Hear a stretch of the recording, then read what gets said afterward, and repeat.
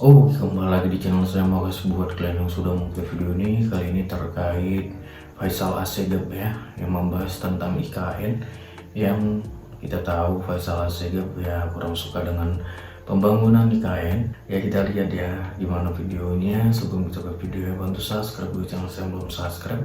Tidak tunggu lama, kita ke videonya langsung. Let's go. Baru-baru ini ILC mengundang Faisal Assegaf. Ya, udah tahu kita kalau ILC nggak ngundang-ngundang orang kayak gini nggak laku itu. Taruhan kita. Ya, karena apa? Orang-orang inilah yang dipakai ILC untuk menaikkan rating. Iya, orang ini udah punya jadwal ini. Rocky Gerung 2 kali seminggu, Refli Harun 2 kali seminggu, Faisal Assegaf 2 kali seminggu. Hari libur jatahnya Mabuk MD. Ya karena apa? Memang sengaja diundang orang-orang yang mindsetnya sama ya, supaya apa? Supaya ada pertikaian, ada konflik. Karena kita tahu sendiri bahwasanya pada hakikatnya manusia senang kali nonton konflik. Makanya nggak heran penonton sepak bola Indonesia nggak seru kalau nggak ada kelahinya. Kalau nggak rusuh kurang seru, kurang menggigit. Jadi ya ini kawan ditanyai Karni Ilyas mengenai ya bagaimana progresnya IKN. Pak, Bapak salah orang. Kalau Bapak mau nanya tentang progresnya IKN, Pak, pada kepala otoritas kepada kepala badan otoritas IKN itu yang betul. Bapak tanya orang yang nggak berkepentingan. Yang Bapak tanya itu yang harusnya diundang itu ahli ekonomi, ahli sosial, ahli budaya, ahli pendidikan, ahli kesehatan. Yang seperti itu, yang menunjang bagaimana pembangunan IKN ke depannya. Bukan ahli tata negara. Yang katanya ahli, katanya. Orang ini kan bilang kayak gitu. Belajar hukum tata negara, udah dibilang ahli. Belum tentu semua, ya ingat ya, belum tentu semua yang lulus dengan predikat sarjana teknik memang betul-betul ngerti teknik. Pertanyakan dulu itu IPK-nya berapa itu dulu. Karni. Tapi itulah demi rating. Jadi kita masuk kepada pokok permasalahan. Ya dia katakan, ya dia tidak setuju bahwasanya IKN itu akan berjalan dengan mulus. Ya dia berpendapat bahwasanya IKN dipastikan akan mangkrak ya oleh beberapa faktor. Yang pertama dia katakan oleh karena adanya pelanggaran undang-undang. Muncungmu itu pelanggaran undang-undang. Presiden sebelum melakukan sebuah proyek besar seperti IKN ya, yang harganya, yang nilai investasinya itu sebesar 466 triliun. Itu sudah pasti membicarakan terlebih dahulu ya dengan anggota, dengan Dewan Perwakilan Rakyat ya. Artinya apa? Artinya apa yang menjadi proyek dari presiden itu harus selaras dengan cita-cita memajukan rakyat, memajukan masyarakat Indonesia. Itu harus diselaraskan. Makanya disetujui DPR, dieksekusi lah. Tapi menyesatkan kali kau. Setelah itu apa katanya? Ya dikatakan bahwasanya akan banyak investor-investor akan menarik diri dari IKN. Dari mana kau tahu? Udah di WA orang itu rupanya samamu. Orang ini kan cuma prediksi ke prediksi. Udah tahu langit hitam dibilangnya cerah. Udah tahu langit cerah dibilangnya mau hujan. Jadi prediksi itu sesuai dengan isi kepala mereka. Kalau bicara tentang investor, ku bilang samamu, sekarang itu semakin banyak semakin banyak investor yang masuk ke IKN. Dari mana kau tahu opung Parabelak? Buktinya, buktinya sudah banyak perusahaan-perusahaan yang membangun asetnya, yang membangun perusahaannya, membangun kantornya, membangun pabriknya di IKN. Ingat ya, investasi itu bukan cuma melulu bukan cuma melulu masalah uang. Investasi itu berupa gedung, berupa membuka tempat usaha, membuka pabrik untuk lapangan kerja nantinya di sana. Mengerti kau? Buncung kau aja kau panjang-panjangkan. Baru berikutnya dikatakan katanya IKN itu akan mangkrak karena apa? Karena ini pemborosan dana dan dana tidak sanggup mendanainya.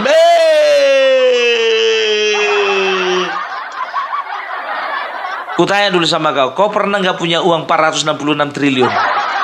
Kalau nggak pernah nggak usah ngomong. Udah pernah kau ngeliat uang segitu? Sekarang begini, IKN dibangun memang benar dengan nilai investasi sebesar 466 triliun rupiah.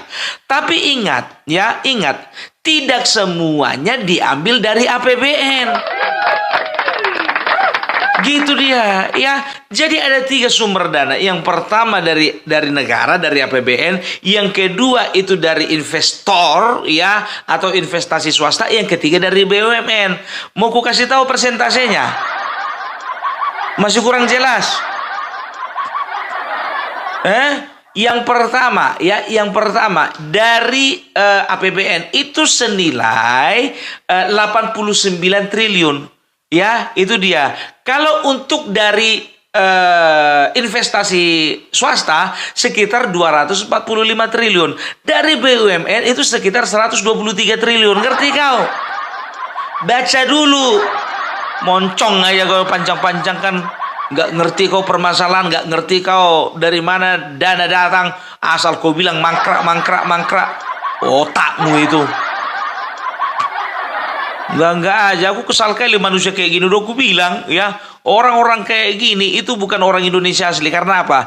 Orang Indonesia asli adalah orang yang ingin membangun bangsanya sendiri. Itu orang Indonesia asli. Perjelas dulu itu lihat dulu paspornya itu. Makanya aku bilang jadi nggak usah sok-sok tahu. Dia juga apa katanya? Dia katakan katanya, kenapa nggak proyek Hambalang aja diteruskan?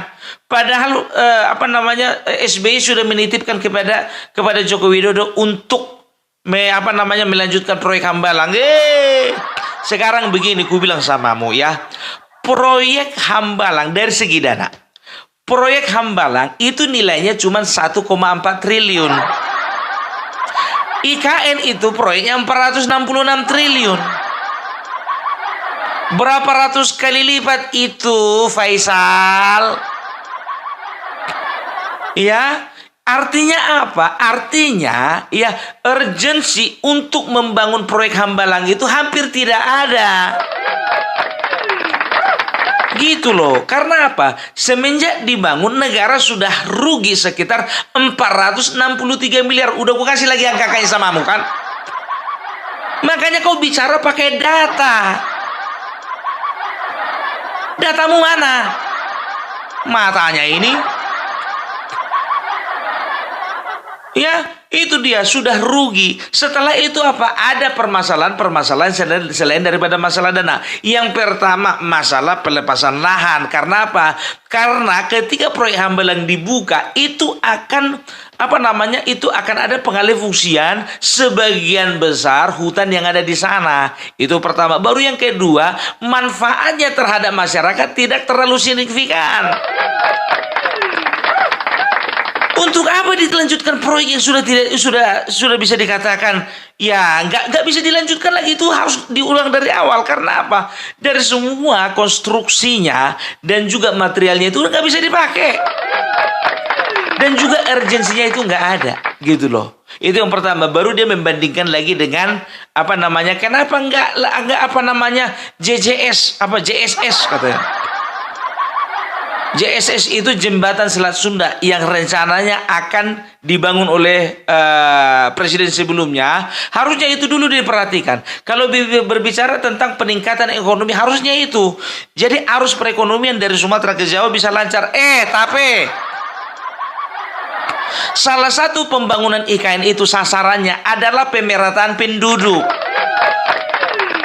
Kalau tetapnya juga Jakarta Jawa Sumatera yang diapakannya itu enggak pemerataan penduduk, itu pindah-pindah dari A pindah ke B, B pindah ke A. Ku kasih dulu angka sama datanya samamu ya.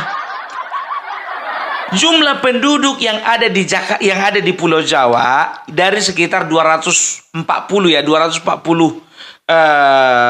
juta jiwa ya, itu sekitar 58% tinggal di Jakarta. Ingat itu, 58% di Jakarta dan sekitar 24 tinggal di Sumatera. Bayangkan, berarti sudah ada sekitar, kalau digabung Pulau Jawa dan Sumatera, itu berarti ada angka sekitar 80%. Sementara di Kalimantan, ya, persebaran jumlah penduduk itu hanya sekitar 7%. Sulawesi cuma 6%.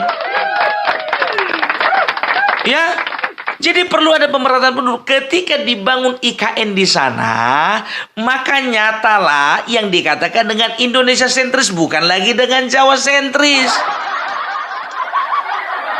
Jadi makanya setelah dipertimbangkan tidak terlalu, ya ingat ini urgensinya terhadap kemajuan bangsa ini, ya bisa dikatakan tidak terlalu signifikan ketika membangun jembatan Selat Sunda ya dibandingkan dengan IKN. Udah pasti jauh IKN. Gitu loh. Kalau sudah IKN katanya berarti nanti investasi masuk. Setelah itu apa? Ya sumber daya alam yang ada di sekitar itu boleh dipergunakan. Sumber daya manusianya juga boleh mereka boleh semakin meningkat. Kan begitu, dan akan ada secara alami nanti akan ada perpindahan penduduk dari Pulau Jawa, dari Pulau Sumatera ke Kalimantan. Gitu. Ini ndak aja kerjamu. Kau singgung-singgung masalah jembatan Selat Sunda. Inilah orang kalau nggak ngerti masalah diundang-undang kayak begini. Makanya sekali-sekali undang opung parabela gitu loh.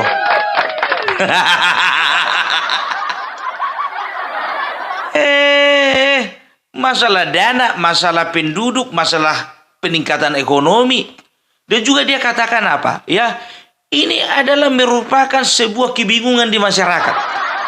Karena apa? Masyarakat diperhadapkan dengan kenyataan bahwasanya Indonesia memiliki 2 ibu kota. Telor, aku bilang samamu, kalau orang pun pindah rumah, ya contoh, misalnya kau rumahmu di mana, di Sutet, kau bilang di bawah Sutet, ngontrak kau di bawah Sutet itu katakanlah 1 tahun, ya. Ya bulan yang ke-10 kau ada rezeki. Kau beli tanah lah misalnya katakanlah 15 km dari tempatmu yang lama, ya kan? Kau bangun rumah di sana, ya. Jadi 10 bulan, bulan ke-10 kau sudah mulai selesai. Ya, mulailah kau pindah-pindahkan barangmu, mulailah kau rehab-rehab itu di rumah, di tempat tinggalmu yang baru. Sekarang begini, statusnya rumahmu yang kau tinggali yang di bawah Sutet itu masih berhak nggak kau di situ? Masih kan, karena apa? Kontrakmu masih 2 bulan lagi. Nah, yang di sana tempatmu yang baru, ya, itu gimana kira-kira? Itu punyamu nggak? Punyamu juga. Jadi orang bingung nggak? Ngapain bingung? Mana Pak Faisal di bawah Sutet? Mana Pak Faisal itu di tempat rumahnya yang baru? Kan gampang-gampang aja, kenapa harus bingung? Toh juga ada kok beberapa negara juga, ya, beda ibu kota negara, beda juga dengan ibu kota dengan pusat ekonomi gitu loh, seperti Amerika contohnya. Ibu kota negaranya ada di Washington DC, dan juga pusat pemerintahan di Washington DC, pusat perekonomian ada di New York. Udah pernah kau ke New York? Enggak aja. Kalau bicara tentang perpindahan, sekarang Mesir ya sedang melakukan perpindahan ibu kota negara dari tempat yang lama ke yang baru. Jadi mau kau bilang lah orang Mesir bingung semua.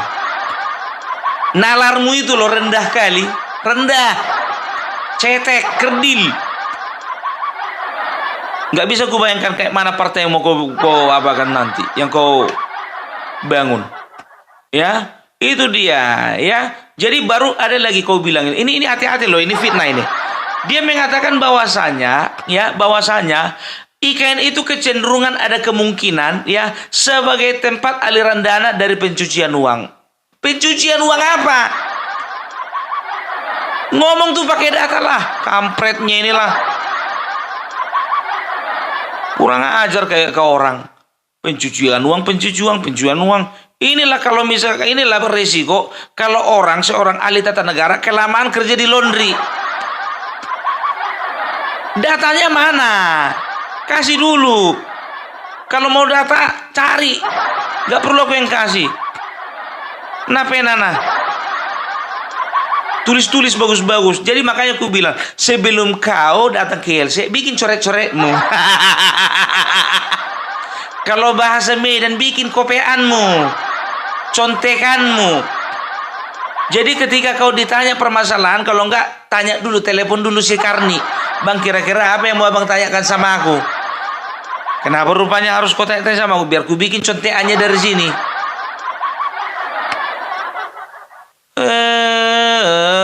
Kapunduang. Jadi udah selesai lah ya. Jadi dan tahu kalian ya, fitnah seperti ini dia dapatkan dari mana? Majalah Tempo. Udah ku bilang sampai sekarang majalah yang dulu aku sering beli ya, dan sekarang nggak mau beli itu majalah Tempo. Ku bilang sama kau ya, Faisal, lebih bagus aku beli majalah Bobo daripada majalah Tempo.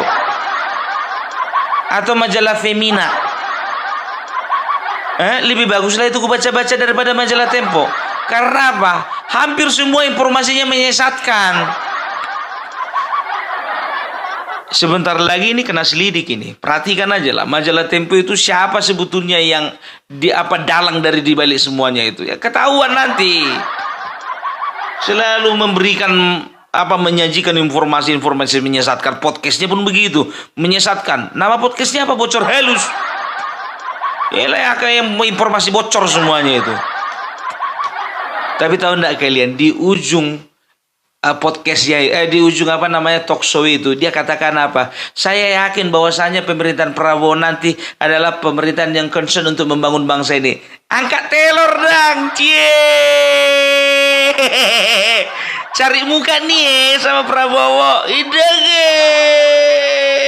Alangi dodagi. Latiung.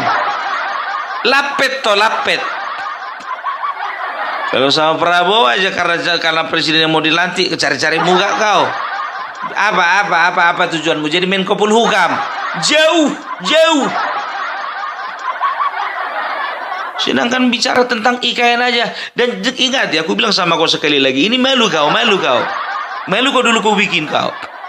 Ya, Bapak Prabowo dalam berbagai kesempatan selalu mengatakan bahwasanya saya akan melanjutkan IKN. Ingat itu, mangkrak. Ngomong kau itu asal-asal aja. Ya, oke lah. Makanya aku bilang sama kalian, kalau mau cerdas kalian, nggak usah kebanyakan kalian nonton si Faisal Assegaf. Bodoh kalian dibikin, bodoh. Bicara nggak pakai fakta, nggak pakai data. Semua angka yang kusebutkan tadi punya nggak kau? Makanya kau baca informasi, bikin analisamu. Jangan bikin analisa-analisa sendiri. Jadi cenderung kau memberikan informasi menyesatkan. Oke, udahlah dulu ya. Terserah kalian, mau kalian tonton ILC itu sampai habis, tontonlah. Oke, jadi begitu dulu lah dari Opung Parbelak ya. Salam NKRI harga mati. Oke deh, pembahasan hukum terkait Faisal Assegaf yang diundang di acara ILC ya, membahas tentang IKN. Gimana menurut kalian ya? Coba komen di bawah dan sampai bertemu di video saya selanjutnya. Buat